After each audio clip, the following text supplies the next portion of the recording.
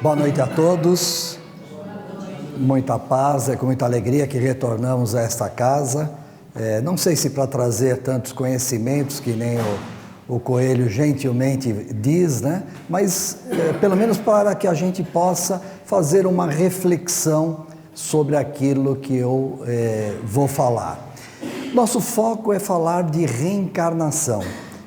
Creio eu, se a humanidade compreendesse melhor o conceito reencarnacionista, teríamos um mundo totalmente diferente desse que nós vemos. Por que razão? Primeira razão, a reencarnação ela é totalmente esclarecedora. A reencarnação nos posiciona perante a mim mesmo e perante ao meu próximo. A reencarnação me posiciona perante ao meu Criador. O processo reencarnacionista como um todo, nós vamos abordar ao longo da nossa reflexão. Vocês vão poder verificar o quanto ele é importante nas minhas ações. Na medida que ele é importante nas minhas ações, recai sobre a lei de causa e efeito. Por isso, nosso convite é pensar em reencarnação e associando a causa e efeito. Eu iniciaria, logicamente, com o Livro dos Espíritos, na pergunta 222. Essa pergunta é interessante para quem gosta de ler, é uma resposta longa, né? Normalmente as respostas são algumas linhas. Essa resposta os espíritos superiores capricharam. Eu creio que temos ali umas 4 ou 5 páginas. Ela é um capítulo inteiro, a questão 222. E eles iniciam assim: Pitágoras, olha onde eles começam a responder sobre a questão da reencarnação. Pitágoras, isso já me arremete a raciocinar sobre Pitágoras. Quem foi Pitágoras? Eles dizem ali, Pitágoras não foi o criador do conceito da metempsicose. O que é metempsicose? É o conceito de nós podemos reencarnar em um animal. Lógico, a doutrina espírita, lá na frente, ela vem desmistificar isso e nos mostrar que a metempsicose não é possível para um espírito já humanizado. Fosse possível, nós estaríamos retroagindo e não há retroação. Portanto, um espírito humanizado, ele não vai reencarnar no animal. Mesmo a gente gostando, e eu acho interessante isso, hoje a gente aprendeu a domesticar os animais e é raro uma casa não ter um animalzinho domesticado. E a gente vai criando um amor por ele, que gostaria de compartilhar mais ao lado dele. Mas o máximo que nós podemos compartilhar é o que fazemos. Ele junto a nós e nós dando carinho para ele. É o máximo que podemos. Há uma distância muito grande entre o animal e o espírito já humanizado. Guardado as suas proporções, é mais ou menos a nossa distância para o nosso Criador, para Deus. A distância que eu tenho para Deus é a distância dos animais para com os espíritos humanizados. Então os animais veem em nós como se nós fôssemos deuses para eles. Então a metempsicose, na questão 222, não foi inventada ou trazida por Pitágoras. E eles mencionam ali, Pitágoras foi um homem que viajou muito. Ele viajou pelo Egito, ele viajou pelas Índias, ele viajou pela Pérsia, Babilônia, que eram os principais centros culturais na sua época. Muito bom. De quanto tempo eu estou falando? Aproximadamente 500 anos antes de Cristo. Se nós estamos em 2016, mais 2.500 anos atrás, já se falava em reencarnação. 2.500 anos atrás. E os espíritos superiores, nessa resposta, que é bastante longa, mas esclarecedora, eles nos dão pistas dizendo que não foi Pitágoras quem nos trouxe, porque Pitágoras conheceu o conceito reencarnacionista em outras civilizações, em outras culturas. Ora, interessante isso. Fui a Pitágoras e fui buscar informação. Como que Pitágoras agia? Pitágoras realmente foi um homem que viajou bastante, trouxe para dentro da Grécia Antiga esse conceito. Não sei se veio do Egito, dos hindus, se veio da Pérsia, não sei de onde veio, mas ele traz esse conceito, muito mais antigo do que ele, com certeza, traz para dentro da Grécia e implanta esse conceito dentro da religião grega na época. A religião grega na época, ela não tinha o conceito reencarnacionista. Eles idolatravam vários deuses, em especial o orfismo, que era a religião oficial na época de Pitágoras. Eles idolatravam Dionísio. O que Pitágoras fez? Esse homem realmente foi um espírito interessante. Ele tenta substituir Dionísio pela matemática. Pitágoras, sabemos, foi um matemático. Por que ele substitui e tenta levar esse conceito? Não aquela matemática do 2 mais 2, do 2 vezes 3. Não, é o raciocínio que ele está propondo. A matemática nos leva a raciocinar. Então ele está propondo a não idolatrar um Deus, que era Dionísio, e idolatrar o quê? O raciocínio. Ele está tentando trazer a religião para o lado da razão. E ao trazer isso, ele traz o conceito reencarnacionista, dizendo-nos que, se nós não tivéssemos uma vida regrada, e uma vida regrada era cheia de regras, não podia sequer tomar vinho. Um homem que tomasse vinho não levaria uma vida regrada. Então, tinha um regulamento. Se você não seguir aquele regulamento, você iria ser punido na próxima reencarnação. Qual seria a punição? Reencarnar em um animal. Aí sai o conceito da metempsicose. Então, ele trabalhava com o medo das pessoas. Não faça coisa errada, que você vai ser um cavalo, vai ser um cachorro, alguma coisa assim. Olha o pensamento na época, 2.500 anos atrás. Depois, eu comecei a raciocinar e falei, poxa, então a reencarnação não é uma invenção da doutrina espírita. E a gente vai e começa a pesquisar dentro do Livro dos Espíritos. O Livro dos Espíritos é dividido em 4 livros. Tem o livro 1º, o livro 2º, 3º e 4º. O livro 2º do Livro dos Espíritos, ele trata quase que 90%, se vocês forem lá dar uma olhadinha, de reencarnação. 90% da parte 2 é reencarnação, é só isso que ele está falando, porque ele está nos falando do mundo dos espíritos e da relação do mundo dos espíritos com o mundo, com os mundos materiais. Na hora que ele nos mostra essa relação, ele só está falando de reencarnação e vai nos mostrando que a doutrina espírita não foi uma invenção de Allan Kardec, absolutamente. A doutrina espírita, ela sempre esteve no seio da humanidade. Por isso que ela é dos espíritos, plural. Isso é importante para nós raciocinarmos. Por que não é do espírito e sim dos espíritos? Porque ela é universal e, portanto, ela sempre esteve no seio da Terra. O que ocorre? Ela estava de uma forma fragmentada, uma informação aqui, outra informação ali, outra. Cada cultura foi trazendo-nos uma informação.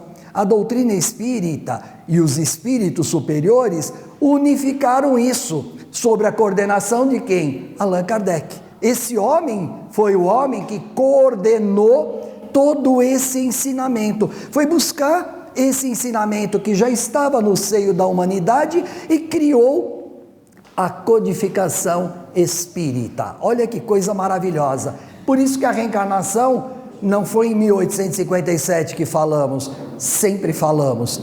Certo ou errado, pouco importa, sempre falamos em reencarnação. Depois eu fui no Evangelho segundo o Espiritismo. Ninguém gosta e é natural. Nós, quando vamos ler um livro, a gente, na ânsia de lê-lo, a gente pula prefácio, a gente pula algumas partes, já quer onde começa o primeiro capítulo. Eu convido vocês a olharem o Evangelho segundo o Espiritismo na introdução. Na introdução, Allan Kardec de novo nos arremete a raciocinar sobre a formatação da doutrina espírita, quando ele diz que Sócrates e Platão são precursores da doutrina. O que ele quer dizer? Precursores são homens que iniciaram esse conceito da doutrina espírita. Aí eu falei, bom, na questão 222, 500 anos antes de Cristo, deixa eu dar uma olhadinha Sócrates e Platão. Ah, melhorou, 350, 370 anos antes de Cristo. Olha, há quanto tempo antes de Cristo, 2.300 anos atrás, já tínhamos no seio da humanidade o conceito da doutrina espírita. Fui no capítulo Evangelho segundo o Espiritismo, capítulo 23, e eu encontrei ali a seguinte frase: Sócrates foi um homem, ao lado de Platão, que semeou em terras não preparadas, mas eles prepararam os espíritos para a chegada do Cristo. O que eles querem dizer com isso? Querem nos dizer que eles estavam semeando, preparando a humanidade para quando o Cristo chegasse, pudesse já ter alguma maneira de dialogar. E não foi fácil. O Cristo chega e tenta dialogar, e qual a maneira que melhor o Cristo encontrou? Foram as parábolas. Por que parábolas? Porque são histórias. Histórias são mais fáceis para a gente memorizar e tentar compreender. Então o Cristo falou o que podia falar de acordo com o alcance da humanidade naquela época. Sócrates e Platão semearam. Sócrates, como sabemos, nada escreveu. Mas Platão escreveu, e tem um livro dele, quem gosta de ler, chamado A República, fica a recomendação, em qualquer livraria vou encontrar. Não é um livro espírita, mas é um livro que pode me auxiliar no entendimento da doutrina espírita. O que Platão faz nesse livro? Ele tentou desenhar a cidade ideal. Por isso ele chama de república. Ele tenta desenhar a cidade ideal e vai construindo histórias ali dentro, que ele chamou não de parábolas, como o Cristo, ele chamou de mitos. Então ele cria o mito da caverna, que é bastante conhecido de todos, mas tem um mito que nos chama a atenção, que é o mito de Er. Era um pastor, e ele conta a história desse pastor aí, que era um pastor que trabalhava, mas foi à guerra, morreu na guerra e foi para o mundo das ideias.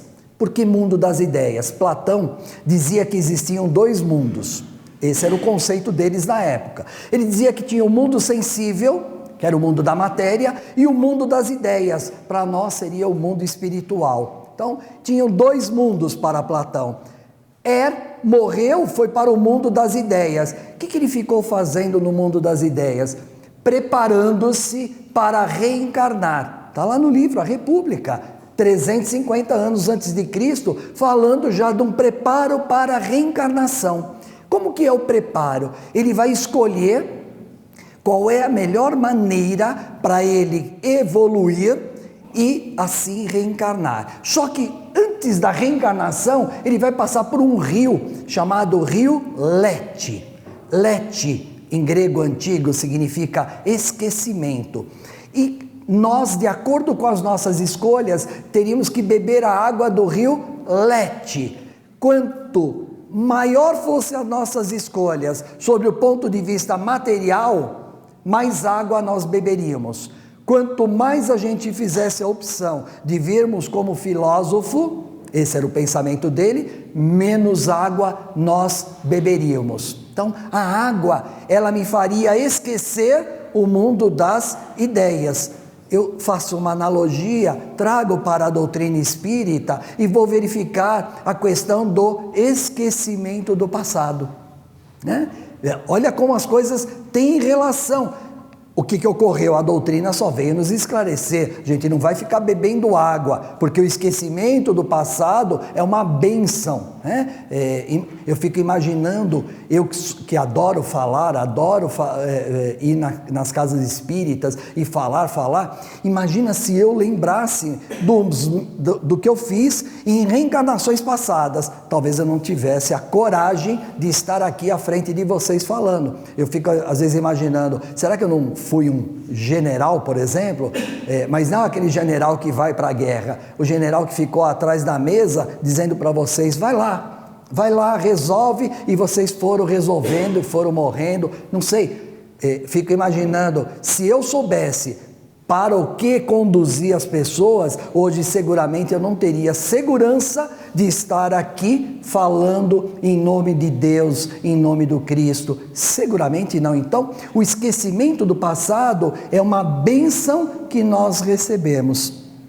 Perdemos o passado? Absolutamente, está gravado em nossa memória, tudo está lá, armazenado e guardado. De certa forma, eu brinco falando de general, mas de certa forma nós sabemos mais ou menos o que fizemos em encarnações passadas, porque nós conhecemos, e somente nós conhecemos, as nossas maiores deficiências, e as nossas maiores deficiências nos dão pistas, nos dão um caminho do que eu fiz em encarnações passadas. Isso está gravado na minha memória. Mas voltando lá para o mito de Platão, 350 anos antes, então ele nos conta todo o processo reencarnacionista nesse livro. Ele nos conta como que Sócrates morreu. Sócrates não conta, mas ele conta como Sócrates morreu, como que Sócrates tratou do momento da morte dele. Como nós sabemos, Sócrates foi condenado a beber um veneno. Ele podia até fugir, mas não quis fugir. Ele enfrentou os guardas e eu vou beber, não há problema. Quando ele viu os filósofos, segundo Platão, todos os filósofos, discípulos dele, desesperados, chorando por causa dele, ele diz, mas que filósofos são vocês? Eles não vão matar a Sócrates.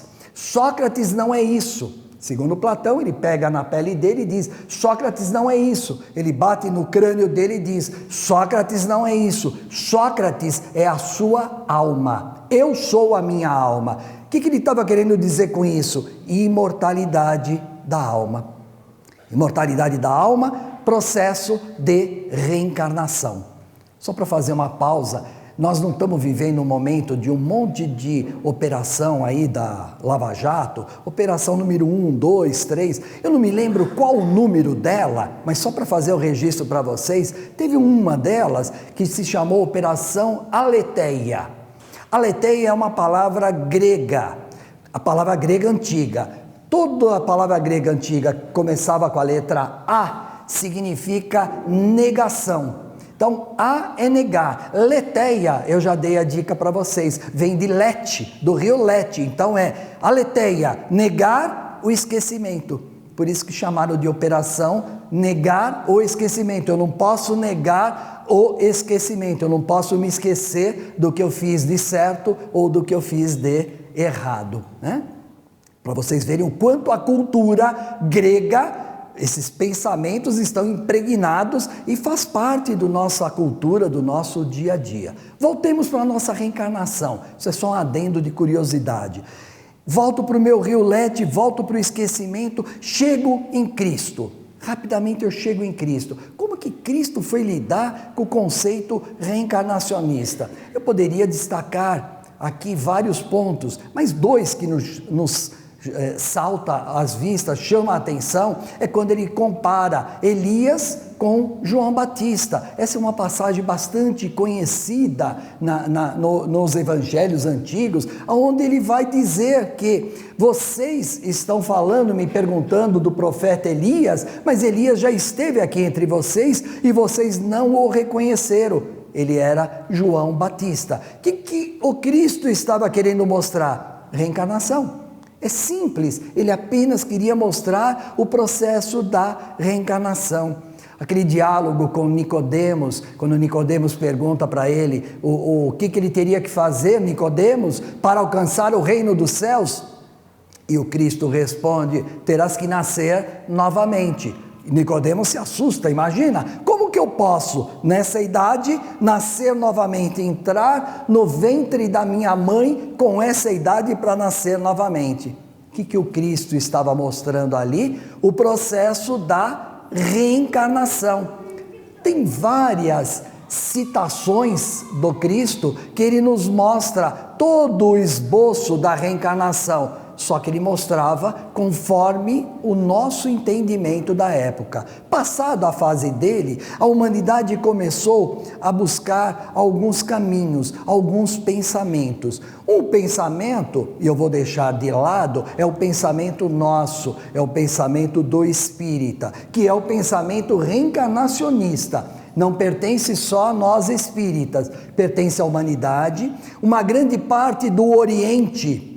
Se nós dividíssemos o planeta ao meio, uma grande parte do Oriente é reencarnacionista também, portanto não é nosso esse conceito. Vocês viram que já está desde a fase de Pitágoras. Muito bom, mas tem uma grande massa da humanidade que buscou outros caminhos. Eu diria, de uma maneira bem resumida, 3 caminhos foram buscados. Um deles foi um caminho que nós chamamos de ressurreição. Substituímos o conceito de reencarnação pelo conceito de ressurreição.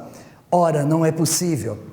Na hora que eu trago para a doutrina espírita e racionalmente eu tento imaginar eu ressuscitando, não é possível, porque ressuscitar significa eu utilizar esse mesmo corpo físico. Não é possível. Esse corpo físico, quando ele morrer, ele acabou. É possível reencarnar em um outro corpo físico. Nesse mesmo corpo, não é possível. Então, o conceito de ressurreição foi algo que nós trouxemos e está aí.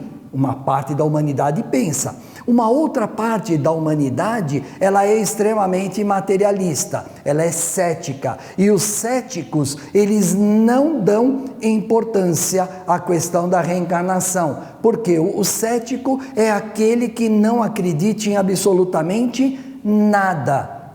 Uma frase bastante conhecida: do pó eu vim, para o pó retornarei. Isso é um conceito materialista, isso é um conceito cético, não acredito em absolutamente nada.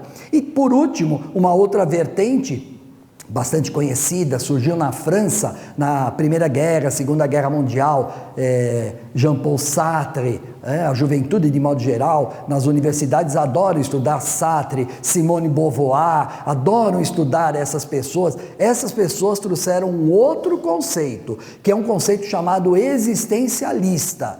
Esse conceito existencialista é um conceito de profunda angústia, porque eles dizem que nós somos uma tábula rasa. Tábula rasa significa eu não trago nada na minha memória, a minha memória é zerada, eu começo essa existência e vou ter o que dessa existência? A morte, apenas a morte. O que eu fizer eu fiz e vou morrer, acabou. Então é um processo de muita angústia. Poxa, eu nasci, o que eu fizer eu fiz e vou morrer, acabou. Eu até compreendo, de certa maneira, esse conceito ter surgido na época de 2 guerras mundiais, porque eu fico imaginando você convivendo no meio de uma guerra mundial, sem saber se amanhã você vai acordar. Pode cair uma bomba onde você estiver ali dormindo e acabou. Então, a questão de profunda angústia, ela ficou impregnada. Então, esses 3 conceitos, eles estão enraizados. Mas o nosso conceito é o conceito reencarnacionista. O conceito reencarnacionista, ele me faz ter uma visão diferente do mundo. Primeira visão que eu tenho é a visão da imortalidade da alma. Sócrates já falava disso. Imortalidade da alma significa que nós não vamos morrer. Me tira toda angústia. O que vai morrer? É o meu corpo físico. O meu espírito continuará. O meu espírito vai sobreviver. Eu vou morrer e eu vou para... Os espíritos superiores chamaram de erraticidade. Chamaram de erraticidade para nos falar que só existe um mundo, não existem 2 mundos, 3 mundos espiritual. Existe um mundo espiritual, que é a erraticidade. Todo aquele espírito que não está encarnado, ele está na erraticidade. Aonde é essa erraticidade? É muito longe? Não, nós estamos dentro dela, nós fazemos parte dela, é o todo, é o universo como um todo. Nós não sabemos nem mensurar o tamanho disso, mas é o universo como um todo, é o mundo espiritual. Dentro desse universo como um todo, tem vários mundos, que a doutrina espírita chamou de pluralidade de mundos. Pluralidade de mundos são os mundos materiais. Então nós temos vários mundos materiais dentro de um mundo espiritual. Nós estamos inseridos no mundo espiritual. Por isso que eu sempre digo, quando o ente querido partiu, não imagina que ele partiu e está tão longe assim. Ele não está tão longe assim, está do nosso lado. Não adianta escrever ali no túmulo, descanse em paz. Eu leio essa frase, sou espírita, descansa quem descansa? O corpo vai se desfazer. E o espírito vai ficar lá? Obviamente não. O espírito está na erraticidade, está no mundo espiritual. Então ele não vai ficar dormindo, descansando. O conceito descanse em paz, ele é cabível para quem? Para o existencialista, para o materialista, para o espírita, não. Nós não vamos descansar. Quem fica cansado é o corpo físico.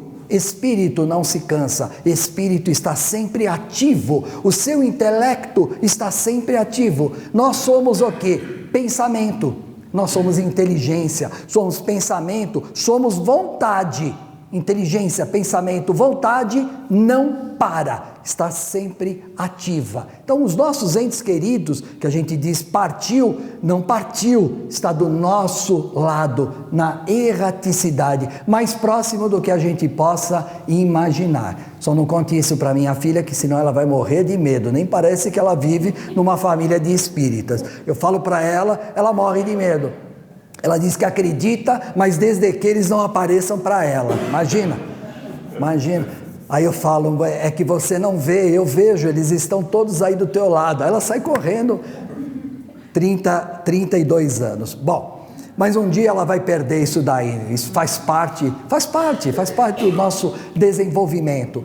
Então, o processo reencarnacionista, ele nos traz a ideia da imortalidade da alma. Olha que coisa linda, eu vou continuar existindo, eu sou um existente, eu não tenho só essa vida, eu tenho várias vidas, eu sou um existente dentro de várias vidas, eu não vou me fazer ou me tornar nesta vida, eu já sou.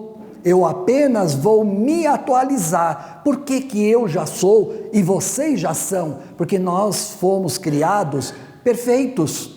Nós temos tudo que é necessário para nos conduzir. A questão é, como eu vou me conduzir? Deus nos dá as leis. Nós somos conduzidos pelas suas leis. Aonde elas estão gravadas? Em nossa consciência. Vou preparar-me para reencarnar. Eu reencarno de que forma? Para que eu reencarno? Eu reencarno para poder evoluir. Se eu não evoluir, eu não consigo crescer. Eu preciso estar o tempo todo andando, caminhando. Não é degrau que a gente cresce, não é uma rampa, é uma espiral. Todo mundo vai passar por esse caminho, que é o convite que o Cristo nos fez. Quando ele disse, eu sou o caminho, o que o Cristo queria dizer com isso? Eu sou o caminho, eu sou um espírito como vocês, que implantei na minha vida as leis de Deus. E é o convite, que vocês implantem as leis de Deus. Essa é a nossa liberdade de escolha. Na medida que eu vou escolhendo, esse meu caminhar, esse nosso caminhar, que é nessa espiral, ela pode alargar-se ou ela pode encurtar. Isso depende de cada um de nós. Mas todos terão que passar pelo mesmo caminho. Sempre, eu digo sempre, rumo à perfectibilidade. Nunca seremos perfeitos, porque a perfeição absoluta é Deus. Eu sempre estarei na perfectibilidade, sempre buscando melhorar-me. Eu nunca paro de evoluir. Aí eu vou reencarnar. Como que eu vou fazer para reencarnar? Será que é que nem Platão falou, de acordo com a quantidade, quem tem mais bens vai beber mais água? Não é bem assim. Nós vamos reencarnar, vamos olhar esse planeta que nós estamos. É um planeta que nós sabemos, está lá no livro dos Espíritos, está no Evangelho, é um planeta que preparado para um estágio voltado para provas e expiações. Esse é o estágio nosso atual. Já foi pior? Já. Poderá melhorar? Claro que poderá, só depende de nós. O planeta vai melhorar se nós melhorarmos. Hoje o estágio dele é isso, provas e expiações. O que é prova? Provar é quando eu quero mudar de ciclo, por exemplo, na escola. Eu tenho que fazer uma prova e ver se eu tenho conhecimento suficiente para ser promovido. É mais ou menos isso, óbvio, guardado as suas proporções. Provar é quando o espírito vai escolher o gênero que ele vai reencarnar. Então nós escolhemos o gênero de acordo com aquilo que eu quero provar para mim mesmo. Um exemplo, e é apenas um exemplo, por favor. Digamos que eu queira provar para mim mesmo que eu possa reencarnar e que eu vou reencarnar e não terei contato com nenhum tipo de vício ou dependência química qualquer. Esse é o meu desejo de provar. Provar para quem, em primeiro lugar? Para mim mesmo. Não é para ninguém que eu vou provar, é para mim mesmo que eu moralmente elevei-me. Muito bom. Então eu vou escolher esse gênero. O que eu vou escolher? Qual a característica desse gênero? Uma família onde todos sejam dependentes químicos. E lá vem eu e nasci ali no seio daquela família para provar para mim mesmo que eu não vou me envolver. Se eu me envolver, a culpa é dos familiares? Não. Não é deles, porque eu escolhi encarnar nesse gênero. Eu escolhi ter o contato com esse gênero. Pode não ser na família, pode ser com os amigos, pode ser o que for. Eu escolhi o gênero. E ao escolher o gênero vem ao meu encontro. Ele vem me provar se eu consigo resistir ou não. Se eu consigo ir além, resistir e ainda ajudar o meu próximo a resistir a esse vício que eu citei apenas como exemplo, só para vocês entenderem. Então, a escolha do gênero está na nossa mão. Isso já nos mostra uma coisa incrível, maravilhosa. Nós estamos com a família certa, com os amigos certos, no momento certo e na hora certa. Ninguém está com, mas eu não me sinto fazendo parte dessa família. Imagina, você faz parte dessa família? Sim, eu canso de ouvir isso. Parece que eu sou a ovelha diferente lá da família. Não tem ovelha diferente. Tem espíritos que escolheram gênero e o gênero os atraiu. Isso é prova.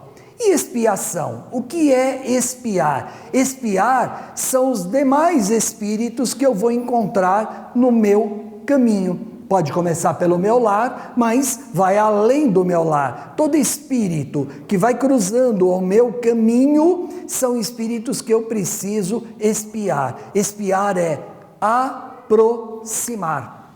São espíritos que nós seguramente tivemos alguma animosidade ou nessa mesma vida ou em encarnações passadas.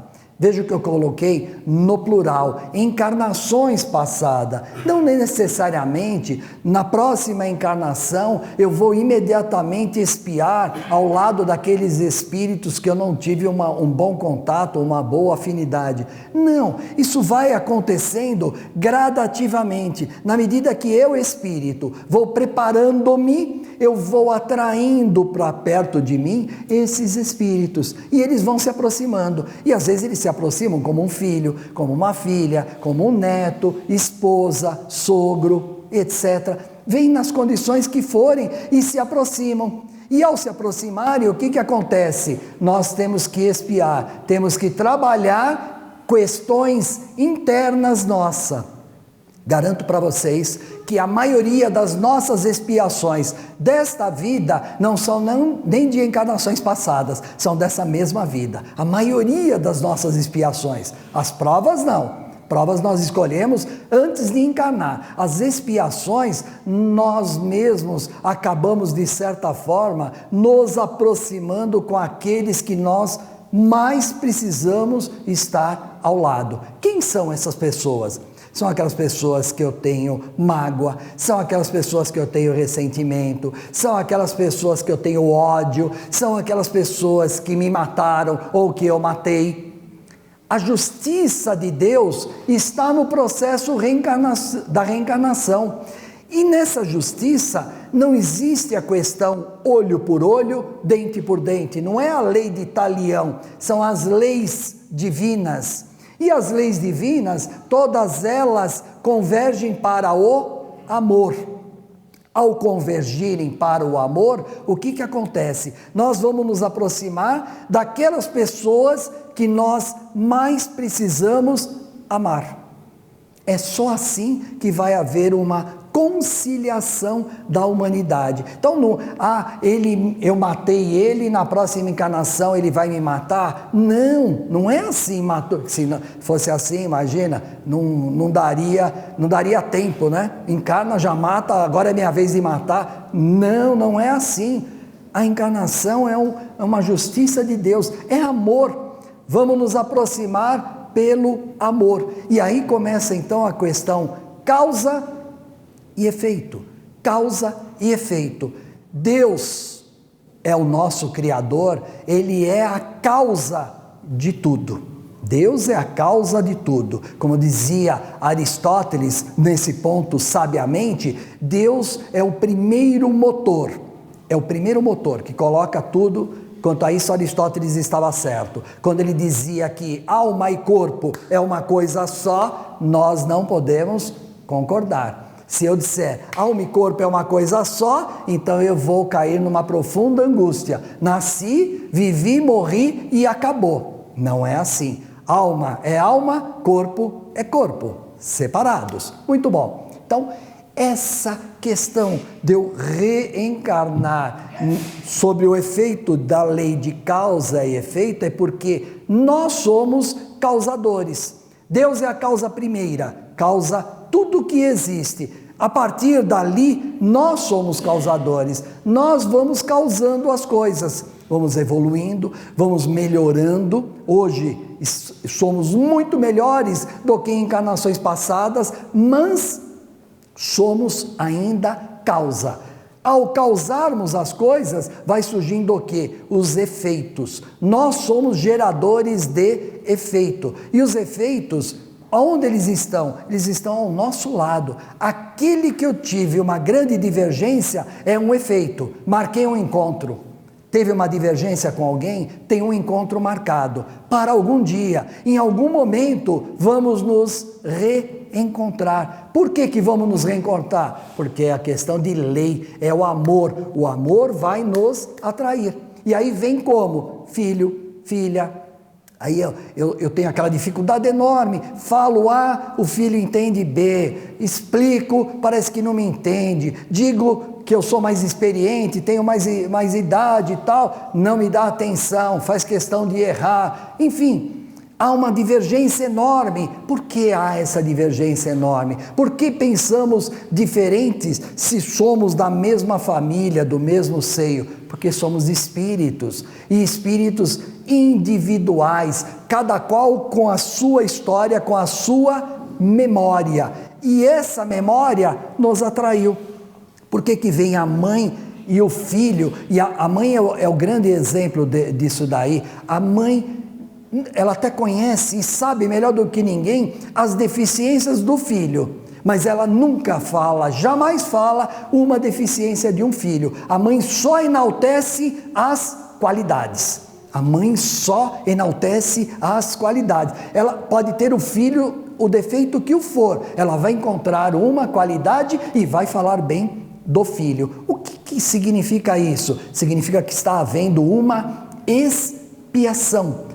É mãe e filho expiando. São espíritos que vieram nessa condição, nessa posição, um de mãe, o outro espírito de filho, e ao expiar, o amor é tão grande que vai fazer esses espíritos se aproximarem. Por isso que a gente nunca retroage. Por mais que a gente olhe para alguém, segundo a nossa justiça, e diga, esse alguém é tão ruim, ele faz tantas coisas perversas, como que pode fazer isso? Esse espírito não evoluiu.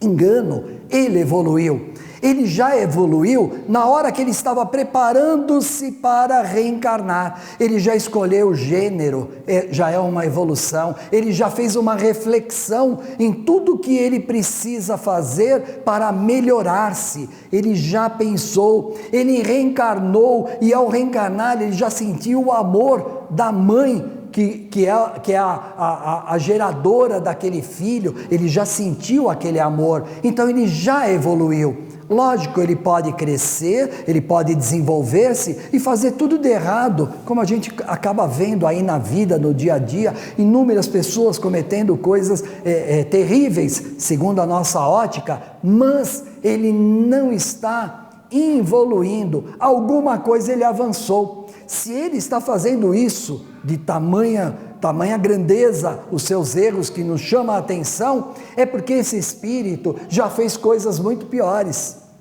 Acreditem, nós e os espíritos que estão encarnados, estamos no nosso melhor. Esse é o nosso melhor. Nós, para trás, não é melhor do que o agora. O agora é o nosso melhor. Esse é o que nós podemos doar e passar adiante. Na medida que nós percebemos que o processo da reencarnação, ele nos coloca numa mesma condição, o mundo já começa a raciocinar diferente. Eu começo a perceber que eu não sou absolutamente nada. Eu estou em tudo, inclusive nesta matéria. Na hora que eu olho essa matéria, eu olho a minha cor, por exemplo, questão de racismo que tanto falo, eu olho a minha cor e eu digo para mim mesmo, eu não sou esta cor, eu estou, porque amanhã eu sei que eu vou reencarnar, quiçá reencarnarei eu num outro corpo com uma outra cor, amarela, negra, seja lá o que for, ok? A questão do racismo, quem conhece a reencarnação não deveria pensar assim. A questão de posição social, quem conhece a reencarnação não deveria imaginar que eu sou o diretor, eu sou o superintendente, eu sou o gerente aqui na empresa, quem manda aqui sou eu. Grande engano. Eu estou diretor, eu estou gerente, eu não sou. Amanhã a empresa fala, obrigado, foi bom enquanto durou, coloca outro no meu lugar, e é vida que segue, e segue, porque a cadeira ali fica. As classes sociais, não foi Deus que criou classe social, nós na humanidade criamos as classes sociais, e através dela nós sentimos causa e efeito. Nós somos a causa das classes sociais, o efeito nós vamos sentir, e o sentimos, isso é inevitável. Nós sentimos individualmente os efeitos e às vezes os sentimos coletivamente. Atualmente o Brasil passa por um momento bastante crítico e difícil. que está incomodando todo mundo. E eu estou achando isso maravilhoso, porque todo incomodado está propenso a modificar-se. Então precisamos nos incomodar realmente. Mas isso não é um efeito individual meu. Não, os meus efeitos individuais está nas minhas expiações, está no gênero que eu escolhi para reencarnar. Esse efeito é coletivo, porque ele atinge a todo mundo, atinge a mim, atinge o meu vizinho, atinge o meu amigo, atinge até aquele que eu nunca conversei, atinge a todo mundo, portanto é coletivo. Se é coletivo, é porque nós somos a causa desse coletivo. Não imagine que alguém fez. É muito fácil dizer alguém fez. Não, quem fez fomos nós. Quando que nós fizemos isso?